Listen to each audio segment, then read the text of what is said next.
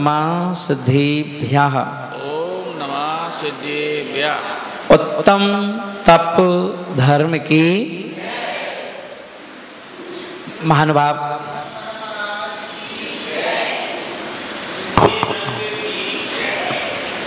आज का दिन उत्तम तप का दिन है और उत्तम तप जैसा कि अपन सबने सुबह सुना था कि बिना तप के दुनिया में कोई भी चीज हमें प्राप्त नहीं हो सकती, चाहे वो सब्जियां क्यों ना हो। कौन व्यक्ति कच्ची सब्जी खाता है? सभी व्यक्ति सब्जी को भी खाते हैं तो पका करके खाते हैं, और पकती है तो गर्म होकर पकती है। अभी कोरोना काल चल रहा है और उस कोरोना काल में आपसे कहा गया कि काढ़े पियो, कहा गया ना। अब काढ़े पियो तो काढ़ा भी कैसे बनाया जाता है? उन्होंने कहा कि एक गिलास पूरा भर के पानी लो और उसको इतना उबालो कि इतना सा बचे, पकाओ।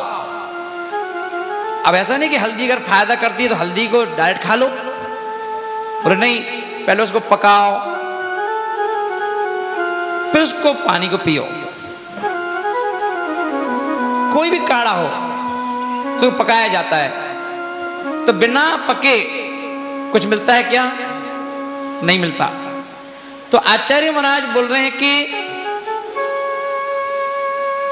आज का जो तप का दिन है, तप रूपी ऐसी भट्टी है, ऐसी अग्नि है कि उस तप रूपी अग्नि में जब एक व्यक्ति ये सोचता है संसार में रह करके, अब आप लोग कभी कभी क्या है कि संसार में रहते तो हो पर आपकी आत्मा में संसार घुस गया। संसार कहां घुस गया? आपकी आत्मा में। परिवार में आप नहीं रहते हो, पूरा का पूरा परिवार आप में चला गया। इसीलिए आप खुद जीना भूल गए, खुद खाना भूल गए। एक जितनी महिलाएं हैं, अगर इनसे पूछो तुम्हें खाने की चिंता है, तो इन्हें खाने की कम, खिलाने की चिंता ज्यादा होती है। आज ये बना लो, उनको उनकी पसंद का इनको बना लो, पति की पसंद का, सास की पसंद का, ससुर की पसंद का, भाई सब खा लें, है ना। जो बच जाएगा वो हम खा लेंगे। क्या सोचते हो? जो बच जाएगा हम खा लेंगे। और 4-6 चीजें बनाई हैं और दो तीन चीजें खत्म भी हो जाए तो विकल्प नहीं है, कोई बात नहीं, हम तो चटनी रोटी से ही खा लेंगे, चल जाएगा। सबने खा लिया, हम इसी में खुश हैं।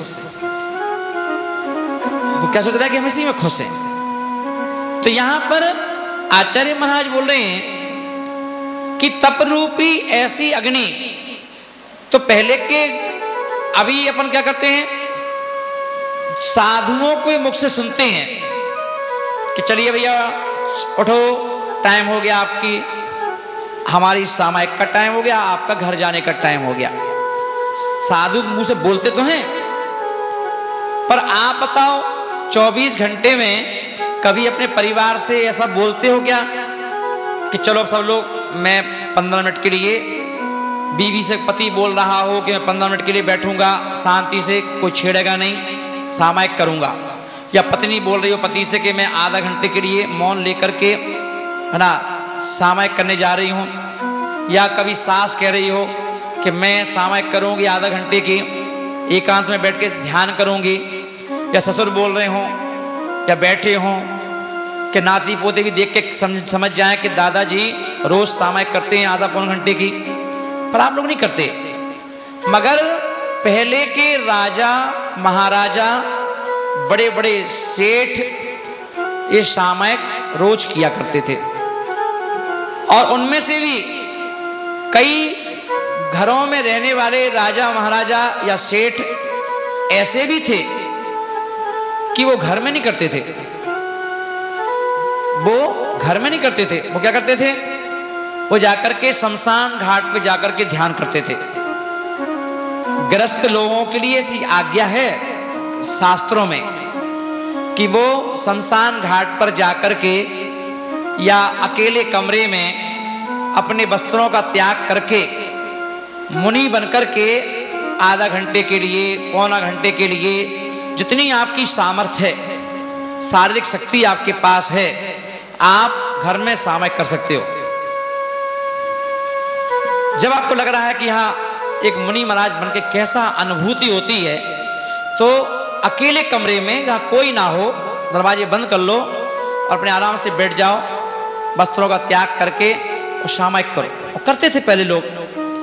अपन पढ़ेंगे कभी सुदर्शन सेठ का, तो सुदर्शन सेठ शमशान घाट जाते थे, रात को पूरी रात वहीं रुकते थे, कपड़े उतार के रख देते थे, एक तरफ मुनि बन जाते थे और सुबह तक सामयिक करते थे, ध्यान करते थे, सुबह वापस कपड़े पहन करके घर आ जाते थे। तो ये अवस्थाएं हैं, पर हम लोग अनभिज्ञ हैं, हम लोगों को पता नहीं है, जानकारी नहीं है, इसलिए क्योंकि हम लोग स्वाध्याय नहीं करते, है ना, गुरुओं के मुख से प्रवचन सुनते नहीं हैं, यही कारण है। अभी आप लोगों को ये नहीं मालूम होगा कि हमारे शास्त्रों में मुनि महाराज की समाधि जो होती है वो एक विशेष समाधि होती है, गृहस्थों की नहीं हो सकती। तो अपन देखेंगे आरिका माता भी मुनि महाराज बनकर के समाधि करती हैं, हर आरिका नहीं करती। जिन आरिकाओं ने बहुत स्वाध्याय किया है ना, तो वो क्या करती हैं, है ना, मृत्यु के 2 दिन पहले, 5 दिन पहले अपने वस्त्रों का त्याग कर देती हैं, है ना, और घास का लिबास पहन लेती हैं। लिबास पहनने का मतलब कपड़े नहीं बनते, घास के, घास से अपने आप को पूरा ढक लेती हैं, चेहरा तक बाहर रहता है, और पूरी सामयिक, पूरा ध्यान मुनि महाराज के तुल्य करके समाधि मन करती हैं। पर वो ही करेंगे जिनको ये ज्ञान है, नॉलेज है, जिनको अपनी आत्मा पर पकड़ आ चुकी है, जिन्होंने अपने आप को पहचान लिया है, वह जो संसार के जो बाहरी चक्र हैं। अभी अपन देखें कि हमारा मन जो है, हमारा जो मन माचिस की तीली की तरह हो गया। कैसा हो गया? माचिस की तीली की तरह, कि हल्का सा भी यदि हम आंख से कुछ देख लें और आंख से देखा नहीं, कि ऐसा लगता है जैसे किसी ने चिंगारी को, माचिस की तीली को उससे रोगन से रगड़ दिया हो, हाल जल जाती है ना, क्योंकि मन में चिंतन नहीं है, मन में कोई अच्छे विचार नहीं है कि आप अच्छा ही सोचो। और जब भी हम कोई देखते हैं तो आग लग जाती है, कुछ सुनते हैं तो आग लग जाती है, कुछ कहते हैं तो आग लग जाती है, कुछ करते हुए देखते हैं तो आग लग जाती है, क्योंकि अंदर सिर्फ आग ही आग है, चिंतन नहीं है, मनन नहीं है ना। आप देखो, कभी आपको किसी को देख करके कभी अच्छे विचार अंदर उत्पन्न होते हैं क्या? पर बुरे विचार जल्दी उत्पन्न हो जाते हैं। अगर कोई लड़का लड़की यहाँ पर खड़े हो जाएं और आपस में बात कर लें 1 सेकंड के लिए, 1 मिनट के लिए, अब 50 लोग निकलेंगे तो क्या सोचेंगे? जो कौन को मोड़ा है, ये कौन की मोड़ी? क्या भले वो भाई बहन हो, पर दृष्टि इतनी गंदी आ चुकी है कि उसको भी गलत सोच देंगे। आज कोई भी भाई अपनी बहन को लेकर के मार्केट में घुमाने नहीं ले जाता, पहले ले जाते थे, है ना, अब नहीं ले जाता। क्यों नहीं ले जाते हो भाई? तो दुनिया को घुमाता फिरता है, हमें क्यों ले जाता बहन को? तो कहता तुझे पता नहीं है, तुझे तो ले जाऊं बिठा के, मुझे क्या दिक्कत है। मगर आपको मालूम है कि लोगों की नजरें क्या है? जिनको नहीं मालूम वो क्या सोचेंगे? शाम को मुझे से कहते डायरेक्ट, क्या वे किसको घुमा रहा था, किस मोहल्ले की है, क्या नाम है उसका, अब क्या करूं, लड़ूं, सर फोड़ूं, क्या करूं उससे, कैसे उसको विश्वास दिलाऊं कि भाई मेरी बहन है। हाँ, सभी बहन है तेरी, है। तो ये दृष्टि है। क्योंकि हमारी दृष्टि में है ना सही कुछ है नहीं, हर चीज गलत भरी हुई है। अगर किसी की घरवाली पति आ जाए और कोई से पड़ोसी से बात कर रही हो कि हंसते हुए बात कर ले, पति का नीचे से ऊपर तक उबल जाएगा। किससे बात कर रही थी, कौन था ये, रोज करती हो क्या है? अब वो उस दिन से एक दिन उसने देख लिया हो, अब वो प्रतिदिन झांक झांक के देखेगा। अगर तुम पत्नी छज्जे पे चली जाए बेचारी, तो वो देखेगा सबसे पहले बाहर जाके ऊपर नीचे, हाँ कोई नहीं, क्या मानो किस मकसद से खड़ी है यहाँ पे।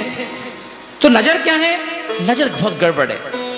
अगर लड़की खड़ी हो बाहर छज्जे पे और माँ पहुंच जाए और देख रहे छज्जे पे क्यों खड़ी है मौड़ी, सबसे पहले एक विचार आएगा, क्या करी बाहर, अरे भाई छज्जा अपना ही तो है, खड़े हैं क्यों खड़ी। और सच जाके माँ क्या करेगी, चारों तरफ झकन नजर मारे, कोई खड़ा तो नहीं है, माँ को भी अंदर बेटी के प्रति भी ये भाव है।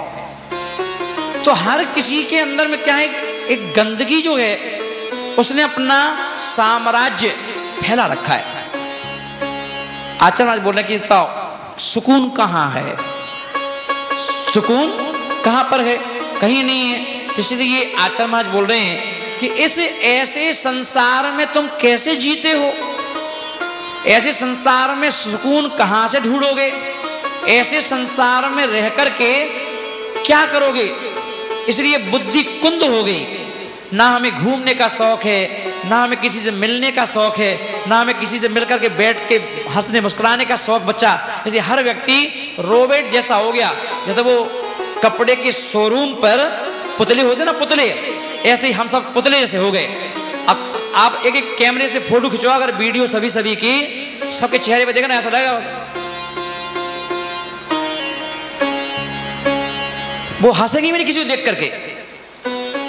अभी मैं महाराज हूं और मैं महाराज होकर के भी और कोई व्यक्ति आता है, नमस्ते महाराज, मैं जानते नहीं कौन है ये, पर फिर भी हाँ आशीर्वाद, अरे महाराज तो हंस के आशीर्वाद दे रहे थे, तो क्या करूं, तेरी तरह तू मुंह बना के कह रहा है नमोस्तु, तो हम भी ऐसे कहें आशीर्वाद। तो अभी ये तेरा गुण है, मेरा गुण जो ये है कि मैं तो हंसते मुस्कुराते हुए सबका स्वागत करता हूं, आइए। और मैं तो ऐसे स्वागत करता हूं, इस हाथ में और इस मुंह की मुस्कुराहट में नशा है, वो मैं नशा देता हूं कि तुम एक बार आ जाओ तो तुम मेरी मुस्कुराहट के पीछे खिंचे खिंचे बार बार आओ। ये कैसे आ गए, ये मुस्कुराहट और उसी आशीर्वाद ना, कान पकड़ लिया, कभी सिर पे हाथ फेर दिया ना, बस ऐसे किए।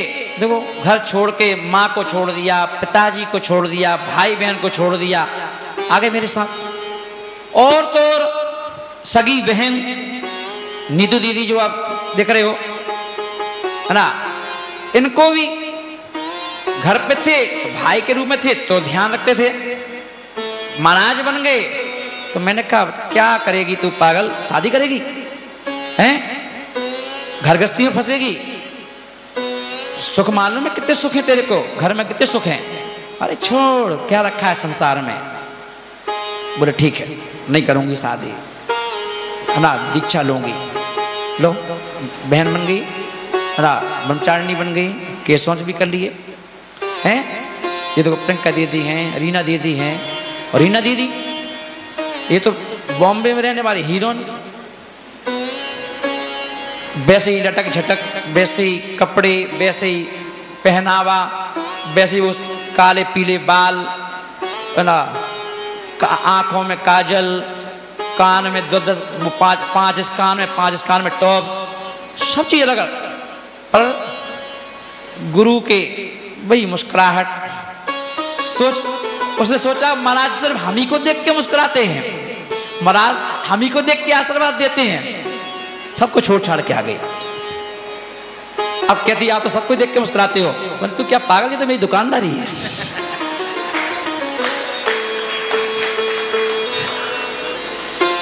ये तो मेरी दुकानदारी है, ये तो मेरा काम ही ये है ना। तो बस मुस्कुरा मुस्कुरा करके सबके लिए, सबके लिए तैयार कर देता हूं। मैं चाहता हूं हर स्त्री का, हर लड़की का स्त्री पर्याय से मुक्ति दिलाऊं। स्त्री पर्याय का दुख जो है, आप जो कुंवारी लड़की हैं उनको नहीं मालूम, पर जो शादीशुदा है उनसे पूछो हर दिन कैसा निकलता है। सुकून में निकलता है कि टेंशन में निकलता है। तो मैं नहीं चाहता, क्योंकि मैंने अपने माँ को नजदीक से देखा है, माँ के साथ रहा हूं 24-25 साल। मैं देखा है कि स्त्री के पर्याय क्या है। कोई सुकून नहीं है, कोई सुख नहीं है।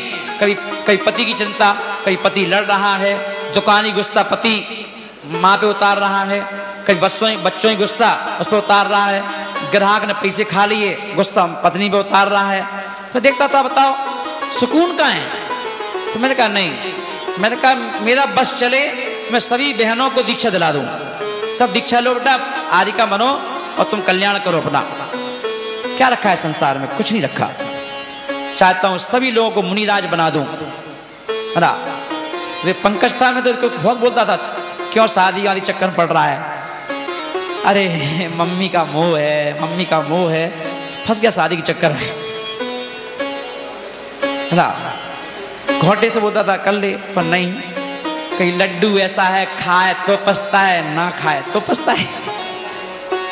पूरे खा के ही पछता लें दो। अब कहते हैं महाराज दीक्षा लूंगा। मैंने अभी तो नहीं ले पाओगे बेटा, अब जो 2 खिलौने तैयार कर लिए हैं, जब तक इन खिलौनों की शादी नहीं हो जाएगी, पैरों पे खड़े नहीं हो जाएंगे, अब तो मुंह से कहते रहो कि मुनि बन जाऊंगा, मुनि बन जाऊंगा। अब इतना आसान नहीं है। तो तब जो है, जो संसार के वही व्यक्ति तप को कर सकता है जिसको बाहर के ये सारे, जिसे हम सुख मानते हैं, ये भी दुख रूप में नजर आने लग जाएं। कैसे नजर आ जाएं? दुख रूप में। कहां सुख है संसार में, ना। यहां तो जो सुख भी है वो उसमें दुख का मिश्रण है, चटनी की तरह है, जिसमें इमली भी है, अमचूर भी है, और साथ में थोड़ा सा गुड़ या मीठा भी डाल दिया। अब खाते हैं, खटाई का स्वाद भी आता है, मिठाई का स्वाद भी आता है। तो संसार के जितने भी सुख हैं वे कैसे हैं? खटाई की तरह हैं। खट्टे भी हैं, मीठे भी हैं, खट्टे भी हैं, मीठे भी हैं। ना खट्टे ही हैं ना मीठे ही हैं, तो ना मीठे का ही स्वाद आता है ना खट्टे का स्वाद आता है। कल सुबह पति बड़े प्यार से बोलता है, तो एक काम करना, तैयार रहना, आज संडे है, शाम को अपन घूमने चलेंगे बाजार।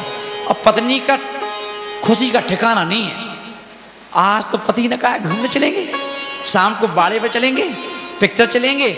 उस दुकान में पति का हो गया मूड खराब, या बॉस ने डांट दिया, अब वो शाम को भूल गया कि घूमने जाना था। पत्नी को तो याद है। अब वो घर पे आया, पत्नी तो बड़ी खुश है, जल्दी तैयार हो जाओ, काय के लिए हो जाओ, घूमने चलना है अपन को। अरे हो गया घूमना, जब तक घूमने घूमना तेरे को। जब पत्नी कह रही है, सुबह तो आप ही तो कह रहे थे चल बैठ जा, समझ जाए। सुबह की मिठाई, शाम को खटाई।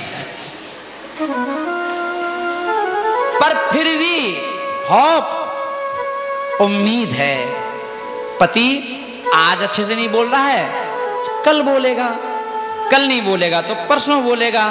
और एक एक दिन की उम्मीद लेते लेते लेते लेते, किसी से पूछो कितने साल हो गए, बेचारे दोनों आ जाएंगे। आज महाराज जी हमारी एनिवर्सरी है, कौन सी मीठी मीठी के खट्टी खट्टी, दोनों ही है। का है, छोड़ तो सकते नहीं है महाराज। अब शादी की है, भला है बुरा है जैसा भी है, मेरा पति मेरा देवता है। अब क्या करें, निभाना ही पड़ेगा, चलने दो गाड़ी। और ऐसे करते करते कितने साल निकल गए, कितनी एनिवर्सरी निकल गई, सिर्फ उम्मीद में अब अच्छे दिन आएंगे। जैसे मोदी कह रहे ना अच्छे दिन आएंगे, तुम लोग भी सोचते हो अब अच्छे दिन आएंगे, अब अच्छे दिन आएंगे। रोज पराठे खिलाओ, पूड़ी खिलाओ, अच्छे अच्छे सब्जी बनाओ, अच्छे अच्छे डिश खिलाओ, किस उम्मीद में? अच्छे दिन आएंगे, है ना। और ऐसे कर कर पूरी जिंदगी निकल जाती है, वो दिन नहीं आ पाता, हम डिलीट हो जाते हैं संसार से। इसलिए ये तो तुम्हारी दशा हो गई, पर इसी दशाओं में रह करके हम लोगों ने देखा ये क्या कोई सुख है या कोई ये संसार है रहने लायक? क्या है इसमें? कुछ नहीं है, छोड़ो, छोड़ दिया, महाराज बन गए। अब कम से कम ना माँ की टेंशन है, ना पिताजी की टेंशन है, ना बीवी की टेंशन है, ना बच्चों की टेंशन है। क्या की टेंशन? कोई ना टेंशन दिया जाता तो चल निकल यहाँ से, चल दरवाजे के बाहर, अंदर मत जाइयो, चल, टेंशन नहीं देने का, अला नाटक नाटक की नहीं, बिल्कुल। अला क्या दिक्कत है अपन को? कौन सी रिश्तेदारी करना है? कौन हो आप? कहाँ से आए? कैसे? यहाँ सुकून चाहिए हो तो सुकून दो, सुकून लो। अला सबका मार्ग है, तो इसी तप का मार्ग चल रहा है ये। आचार्य महाराज बोल रहे हैं कि तप रूपी एक ऐसी अग्नि है कि इस अग्नि में सबसे पहले जो चीजों ने दुखी किया है घर परिवार में, सुख दुख, दुख सुख, है ना, उस कष्टों को, पीड़ा वेदना, कभी इसको झेलो, कभी उसको झेलो, कभी जीजा को झेलो, कभी साले को बेचारा, कभी कोई जो देखो वो ही उसको परेशान करने में लगा है। अब कोई साला बन जाए तो जीजा सोचता है कि एक नौकर मिल गया, घुमाने ले जा, गाड़ी लेके आ, पान लेके आ, जे लेके आ। घर में दामाद आ जाए तो सारा परिवार बेचारा ऐसे लग जाता है जैसे कोई घर में मालिक आ गए हों, हम सब नौकर हों। उनके खाने पीने की व्यवस्था करो, पैर नहीं छू पाए तो दिक्कत, पैसे नहीं दे पाए तो दिक्कत, टीका नहीं कर पाए तो दिक्कत, कितनी दिक्कत ही दिक्कत। यानी एक एक रिश्ता साधने में कितनी जिंदगी निकल जाती है पूरी हैं। अब उनके घर में कोई बच्चा हो गया तो फिर भागो इकट्ठे होके, पैसा हो ना हो कर्जा लो, सारे रीति रिवाज निभाना पड़ेंगे, क्योंकि जिंदगी है क्या। सारे दुखों को उठा करके इस तप की अग्नि में डाल दो, क्या बचेगा? सब कुछ खत्म हो जाएगा, सिर्फ बचेगा हमारी शुद्ध आत्मा। उसका नाम है उत्तम तप, उसका नाम है उत्तम तप। तो यहां पर बड़ी आवाज पतली कर दो, ये साफ साफ साफ। तो क्या हुआ? उस तप की अग्नि में हाथ जोड़ो, रो मत, घर पे रोना, यहां तो मुस्कुराओ, बोलो निर्मल मन ही तीर्थ है। अब बताओ, अच्छा सब कुछ किया तुमने, शरीर की सफाई, आंखों की सफाई, काजल लगा लगा करके आंखें साफ, पाउडर लगा लगा के मुंह के साफ हैं, अच्छे अच्छे क्रीम, अच्छे अच्छे लोशन, अच्छे अच्छे शैम्पू, साबुन, सब पूरा शरीर साफ कर लिया। पर जो चीज साफ करना थी कितना उल्टा है। इन साधुओं को देखो, अपने आप को देखो, तुम नहाते हो, ये नहाते नहीं है, तुम कपड़े पहनते हो, ये कपड़े नहीं पहनते, तुम काजल लगाते हो, ये कछु नहीं लगाते काजल माजल, है ना। तुम जब कंघी, अगर मंदिर भी जाना है तो और तो और बाल सही करके आए थे, और मंदिर में अगर ऐना लगाओ गंदोदक के पास, उसमें भी बड़े अच्छे देर दो, वहां भी उस दर्पण को भी नहीं छोड़ते, है ना, हर जगह। बताओ, और ज्यादा हुआ तो छोटे से बैग में एक छोटा सा दर्पण भी रहता है, जहां मौका मिला वहीं कहेंगे बाथरूम जा रहे हैं, बहाने इस जगह वहीं उठ आए। और वो और तो और वो लिपस्टिक, हल्की सी लिपस्टिक लगा लाओगे तो कहीं वो गड़बड़ तो नहीं हो गई, कहीं डार्क हो गई हो, कहीं लाइट हो गई हो, उसको भी करते रहोगे। कितना ध्यान है उस शरीर की तरफ, कितना ध्यान है उस शरीर की तरफ। आचार्य बोलने की इन्होंने क्या किया, सब छोड़ दिया, हटाओ, आत्मा को निर्मल, मन को निर्मल करेंगे। तुम शरीर को निर्मल कर रहे हो, ये मन को निर्मल। इसीलिए साधु को ना मंदिर जाने की आवश्यकता है, साधु को ना कहीं तीर्थ यात्रा पे जाने की आवश्यकता है। साधु, ये तो अब साधु जाने लगे हर जगह, हम यहां जा रहे, उस क्षेत्र पे जा रहे, इस क्षेत्र पे जा रहे हैं। हमारे तीर्थंकरों ने कहा, अगर तेरा मन ही निर्मल है और वो ही तीर्थ है, तुझे कोई शिखर जी नहीं जाना, कोई गिरनार जी नहीं जाना। अरे तू जहां बैठ जाएगा वो ही शिखर जी बन जाएगा। आदिनाथ भगवान जी ने शिखर जी नहीं देखा, जिस कैलाश पर्वत पर कोई नहीं गया था, उस कैलाश पर्वत पर जाके बैठ गए, मन निर्मल था, वहीं से मोक्ष हो गया।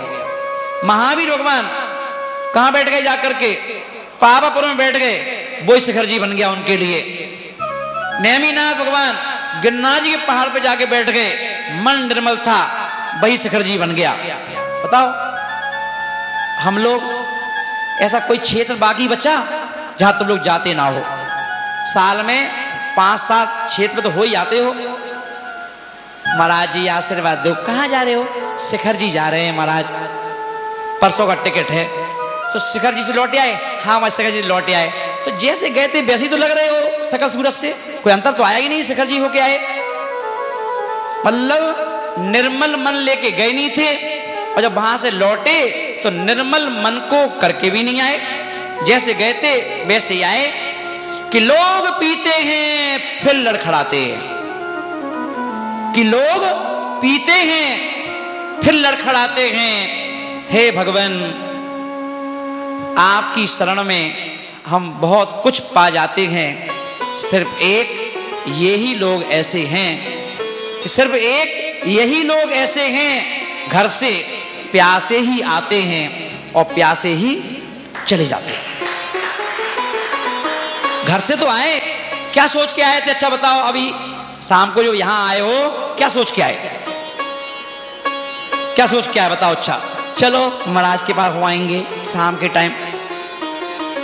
लक्ष्य लेकर आओ, शाम को जाएंगे, आज तप का दिन है, महाराज से सुनेंगे और कोई ना कोई अपना एक संकल्प मन में लेंगे जिससे हमारी आत्मा विशुद्ध हो, मन निर्मल हो। ये भाव सोच के आओ। आए, बैठे और फिर चले गए ऐसे कैसे? क्या फायदा?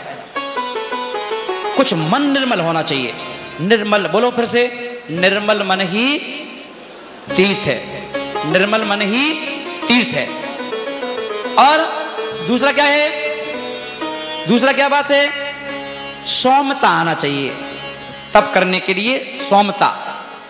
तप किए जा रहे हैं, उपास है, 10 उपास हैं, 5 उपास हैं, 1 उपास है, कोई अंतर ही नहीं है। वही कसाय, वही क्रोध, वही मान, वही मायाचारी, वही लोभ। काहे का उपास? उपास का मतलब है निर्मल मन हो रहा है कि नहीं हो रहा है? निर्मल मन ही तीर्थ है। एक छोटी सी घटना कह के अपनी बात को समाप्त कर रहा हूं, ठीक है? हल्का हल्का लो, हल्का हल्का। क्या हुआ? एक स्त्री थी, इसकी एक लड़की की शादी हुई। अब दुख संसार के, एक लड़की की शादी हुई और शादी के 8-10 दिन बाद पति का एक्सीडेंट हो गया और पति मर गया। लड़की क्या हो गई? वो अब क्या हो गई? आपकी भाषा में क्या हो गई? जो से बोलो, विधवा, विडो, है ना? अब विधवा हो गई और 8 दिन बाद हो गई, तो बताओ वो खुश हो रही होगी कि दुखी हो रही होगी? दुखी हो रही थी। उसका रो रो के बुरा हाल था, रो रो के बुरा हाल था कि ये कैसा दिन आया कि 8 दिन बाद पति मर गया। पर सास जोर जोर से चिल्ला रही, नंद चिल्ला रही, मोहल्ले के लोग चिल्ला रहे। क्या बोल रहे? ये अपने पति को खा गई, ये अपने, इसका कैसा पैर है कि इससे शादी हुई और बताओ मेरा बेटा मर गया। ये कुलक्षणी है, पापन है, ऐसी है वैसी है। देखिए किसी के आने से अगर घर में अशांति हो जाए तो व्यक्ति उसको देख के ताने मारते हैं, और घर के तो मारे, पड़ोसी की भी मारते हैं, रिश्तेदारी भी मारते हैं। पता बेचारा कैसा अच्छा था, शादी के बाद इसकी कैसी हालत हो गई, कैसी घरवाली आई, इसकी जीना मुश्किल कर दिया, उसका रहना मुश्किल कर दिया। लोग देख के समझ जाते हैं स्वभाव परिवर्तन होगा तो वह सब लोग चिल्लाने लगे। अब वो बेचारी एक तो पति मर गया और कानों में सुन रही ये वाली बातें, तो क्या सोच रही कि हे भगवान मेरे कौन से पाप कर्म का उदय है कि एक तो पति चला गया और ऊपर से ये लोग ऐसे इल्जाम लगा रहे हैं हमारे ऊपर। एक रिश्तेदार क्या बोली, देखो 8 दिन हुए इसको आए हुए, पति को खा गई, इसको घर से निकालो, नहीं तो एक एक करके सबको खा जाएगी। घर से बाहर कर दिया। उसने खूब मिन्नतें मांगी, देखो मुझे बाहर मत करो, मैं कहाँ जाऊंगी, और तो मेरा यही घर है, हैं? माँ बाप तो खुश होकर उन्हें विदा किया था कि तू अपने घर जा रही है। उनने कभी हमें अपना माना नहीं, उनने हमें अपना कभी स्वीकार नहीं किया। वो हमेशा यही कहते थे, बेटा तेरा ये घर तो है नहीं, तेरा तो वही घर है ना। अब तुम कह रहे हो कि इस घर से भगाओ, फिर मैं कहाँ जाऊंगी, अब मेरा कोई घर कहाँ है। इसीलिए हर स्त्री जब भगवान के दर्शन करने जाती है तो यही बोलती है कि हे भगवान, कोई एड्रेस ढूंढा मेरा कि मेरा घर कौन सा है। स्त्री तो एक ऐसी है, लड़का तो गजब से कह देता है ये मेरा घर है, पिता का माल मेरा माल, पिता का घर मेरा घर, पर बेटी किसको कहे अपना मेरा घर। वो कहते हैं ये वाला घर है, और ये लोग कहते हैं वो वाला घर है। एक फुटबॉल और दो टीम, वो यहां से किक मारती है, एक वो टीम वहां से किक मारती है। वो कि तू अपने घर में जा। फुटबॉल का घर होता है ना, गोल जिसे कहते हैं गोल, वो टीम इस गोल में बॉल डालना चाहती है और यहाँ के लोग उस वाले गोल में, और फुटबॉल की मरम्मत हो जाती है, यहाँ से वहाँ, वहाँ से यहाँ, वो वहाँ से उछाल रहा है, वो यहाँ से उछाल रहा है। ये जिंदगी है हमारे स्त्री पर्याय की, ध्यान रखना। इसलिए स्त्री पर्याय में कितना भी सुकून मिले, कभी खुश मत होना। हमेशा तब के ये सोचना कि हे भगवान, कितना ही सुकून हो, कितना ही पैसा हो, हमेशा ये सोचना मुझे मौका मिल जाए। इसलिए जब भी धर्म करना मायाचारी मत करना, जब भी धर्म करना कभी कसाय मत करना, क्योंकि यही वो एक स्थान है देव शास्त्र गुरु का। अगर तुमने यहां भी कसाय की तो कितनी बार, 1,80,000 बार स्त्री बनना पड़ता है मायाचारी करने से, कसाय करने से। इसलिए जब भी करो ये सोचो, दुनिया में तो इतने पाप करते हैं हम, देव शास्त्र गुरु के यहाँ तो कम से कम सहजता सरलता से हम रहें, जिससे हमारी आगे की योनि खराब ना हो जाए। ये एक स्थान है तुम्हें स्त्री पर्याय से मुक्ति दिलाने वाला। संसार में सारा संसार के सारे रिश्ते एक तरफ, सिर्फ एक रिश्ता ऐसा है यहां पर तुम्हें पिटाई भी पड़े, है ना, तुम्हें रोज डांट भी पड़े, तब भी ये सौदा सस्ता है। क्यों कहा गया, यह तन बिस्की बेलरी गुरु अमृत की खान, शीश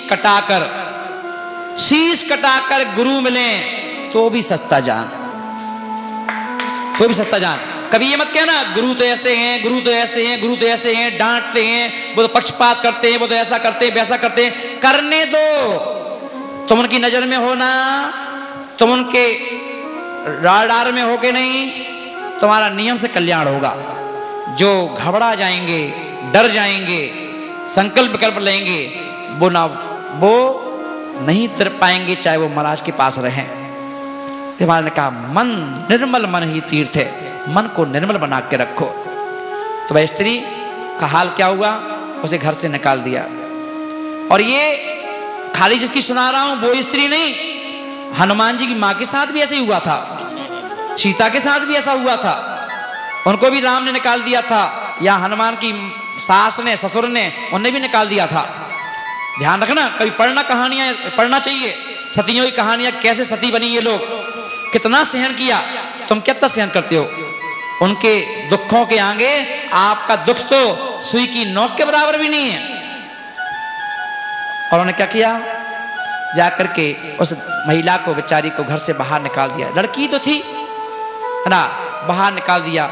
उसे सोचा चलो ठीक है, अब इन्हें निकाल दिया है, चलो एक ही रास्ता है, वो है हमारे मम्मी पापा का, वो रखेंगे। वहां गए, उनने भी निकाल दिया। पागल हो क्या? कोई भी माँ शादी के बाद अपने घर में बच्ची को रखना नहीं चाहती, माँ, सगी माँ। पिता तो फिर भी बोलते चलो कोई बात नहीं बेटा रुक जाओ, पर माँ तैयार नहीं होती है। भैया भाभी कभी तैयार नहीं होते हैं। और जो लड़कियां शादी के बाद घर में रहती हैं और उनका स्वभाव भी चेंज नहीं होता है, दबती भी नहीं है, तो वो भैया भाभी में भी झगड़ा करवा देंगी, युद्ध करवा देती हैं। सुनील भैया, घर तोड़वा देती हैं, है ना। इसलिए कहा जाता भैया तुम अपने घर में ही रहो। एक घर को तोड़ के आ गई, अब इस घर को भी तोड़ोगी क्या? चलो। उसको मायके के लोगों ने भी भगा दिया, ससुराल के लोगों ने ही भगा दिया। अब वो क्या करे, दुखों का पहाड़ उसके ऊपर टूट पड़ा। वह लड़की पागलों की भांति मोहल्ले में यहाँ वहाँ, कोई खाने को नहीं पूछ रहा, कोई पानी की नहीं पूछ रहा, बाल बिखर गए, कपड़े अस्त व्यस्त हो गए, है ना। अब वो कहीं डली है, अब ना कोई घर तो था नहीं, कहीं मोहल्ले में पड़ी है, जैसे गाय भैंसें, गाय पड़ी रहती है रास्ते में कहीं रोड पर, बेचारी वो भी कहीं आसियाँ ढूंढ के पड़ी है ना। झूठा मिल गया तो खा लिया, लोगों ने उसको पागल करार दे दिया। फिर उस लड़की को, पर उस नगर में जो वासना के पुजारी होते हैं, वो वासना के पुजारी जो इनको विषय वासना ही चाहिए, वो तो भिखारिन में भी वासना खोज लेते हैं। और किसी की नजर उस महिला पे पड़ गई, इतनी सुंदर महिला है यार, चलो इसी को अपनी वासना का शिकार बनाओ। और उसको अपनी वासना का शिकार बना लिया, उसको खाना पीना खिला दिया, फिर उसका दिल जीता, उसको खाना पीना खिलाया और उसके साथ अनैतिक काम कर लिया। पर उस महिला समझदार तो थी, पढ़ी लिखी थी, पर उसने देखा कि बताओ इस व्यक्ति ने गलत काम किया, पर खाना तो दे दिया खाने को, ठीक है अब शरीर तो चलाना पड़ेगा, आत्महत्या तो करूंगी नहीं। तो उसने जाकर के क्या किया, देखा उस नगर में एक बहुत प्राचीन पुराने संत थे, संत, उनका बहुत बड़ा आश्रम बना हुआ था। वह स्त्री ने सोचा कि उन संत के सामने चलो, उनकी पूजा करेंगे, उनकी सेवा करेंगे, उनकी सेवा से क्या होगा, हमें कम से कम हमारे पाप कट जाएंगे। लोगों ने वहां से ही भगा दिया, कहाँ घुस रही है, चल चल चल यहाँ से बाहर चल, बाहर चल। भक्तों में भी कुछ लोग वासना के पुजारी थे, उन्होंने उसको देखा, अरे स्त्री अच्छी है। किसी ने कहा अरे तू एक काम कर, सामने यहाँ जमीन मेरी पड़ी है, तो इसमें अपना झोपड़ी बना ले, रहो इसमें, रहो इसमें। पर ये बहुत खुश हो गई कि कितना अच्छा दयालु आदमी है, संत के यहाँ मिला कि बताओ कह रहा है हमारी सामने जमीन पड़ी रोड के उस तरफ, उससे तुम्हारा एक कमरा ही बना हुआ है, तो उसमें रहो। और उसकी नजर कहाँ थी, उसके शरीर पर, उसके रूप पर, वासना के लिए। और बस क्या हुआ, उसने भी वासना का शिकार बनाया। अब लड़की ने सोचा कि अब यही जिंदगी है मेरी। अब लोग आने लगे, पैसे देते थे और उसके साथ विषय वासना का खेल खेलते थे, रोज का क्रम बन गया उस महिला का। अब यहाँ पर फिर भी बेचारी पूरी पूरी रात रोती थी, आंसुओं से अपने कर्मों को धोने का प्रयास करती थी कि मुझे कौन सा काम करना पड़ रहा है, क्या सोच के मैंने शादी की थी, क्या सोच के मैं घर आई थी, और मेरे साथ ये क्या हो रहा है, कैसे पाप के काम करना पड़ रहे हैं, कैसी जिंदगी मुझे किस मोड़ पे लाके खड़ा कर दिया, सोच रही थी। और पश्चाताप के आंसू रोज बहाती थी, रोज। और यहाँ साधु ने एक दिन छत पे खड़ा था, साधु ने देखा ये भीड़ किस बात की है सामने। किसी ने बताया महाराज वो एक कुलक्षणी है, एक महिला है, गंदे काम करती है, यहीं पर लोग आते जाते रहते, उसके पास पैसे देते हैं और अपना देह व्यापार करती है। अच्छा हाँ, अब साधु महाराज माला लेके बैठे हैं और सामने वो दिख जाए, अब सामने थी तो मन में कुड़ना चालू हो जाए, इस पापिन को यही जगह मिली और कहीं कर लेती पाप के काम, यहीं क्यों आई, फलाना टिकाना, खूब उल्टे सीधे सोचें, रोज रोज सोचें, रोज उसको देखे नहीं और मन में गाली, उसको देखे नहीं और मन में गाली। और वहां पर वो साधु को देखे, अहो भाग, मुझे साधु महाराज के दर्शन हो गए, इनके दर्शन ही मेरे पापों का नाश करेंगे, इन साधु महात्मा के दर्शन ही मुझे इस नरक से निकालेंगे, इन साधु महात्मा के दर्शन, इनकी पूजा, वहीं से पूजा करती थी, यही मुझे मेरी आत्मा कल्याण करेंगे, वो ये सोच रही है। और साधु क्या सोच रहे हैं, पापन। समय चक्र धीरे धीरे धीरे धीरे आगे बढ़ता रहा और एक दिन मृत्यु का दिन आ गया। और योग देखो, संयोग देखो भानु, कि साधु महात्मा और उस महिला की मौत एक ही दिन। यमराज पहुंचे उस महिला के पास, चलो आपका समय पूरा हो गया है। अहो भाग्य, हे भगवान, चलो कृपा हो गई आपकी कि आज मैं इन पापों से मुक्त हो जाऊंगी। अब कोई भेड़िए हमारे शरीर को नोचने के लिए नहीं आएंगे। अब मुझे पापों का दलदल से निकलने का मौका मिल गया, ऐसा सोच रही। वहां साधु के पास भी यमराज पहुंचे। चलो ये महाराज कहाँ चलना है, आपका आज समय पूरा हो गया है। चलो भाई, कहाँ रथ लाए हो? रथ रथ काय का रथ? बोले नरक चलना है। नरक? तुम भूल तो नहीं गए? नरक जाएगी वो सामने पापिन, तो हो सकता है तुम उसके चक्कर में यहाँ आ गए। नहीं नहीं, उसकी भी आज आ गई है। उसको भी लेने गए हमारे डिपार्टमेंट के लोग और आपको भी लेने आए। वो कहाँ जा रही है? वो कौन से नरक में जाएगी? नरक में वो स्वर्ग जाएगी। पापिन, देह को व्यापार करने वाली, गंदे काम करने वाली, वो स्वर्ग जाएगी? बोले हाँ। बोले उसने शरीर से बहुत गंदे काम किए पर उसका मन निर्मल था। उसने रोज तुम्हारी पूजा की है, उसने रोज तुम्हारी आरती उतारी है, उसने रोज तुम्हें देख देख करके अपने पापों की नजरा की है। और एक तुम हो कि तुम साधु होकर के भी कुड़ते रहे, गालियां देते रहे, उसके लिए उसको देख देख करके तुम्हारे अन्न में उबाल आता था, उबलते थे तुम, है ना।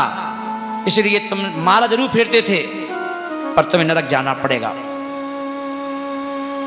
और दोनों की मृत्यु हुई और दोनों को ले जाया गया। और जब ले जाया गया तो क्या हुआ?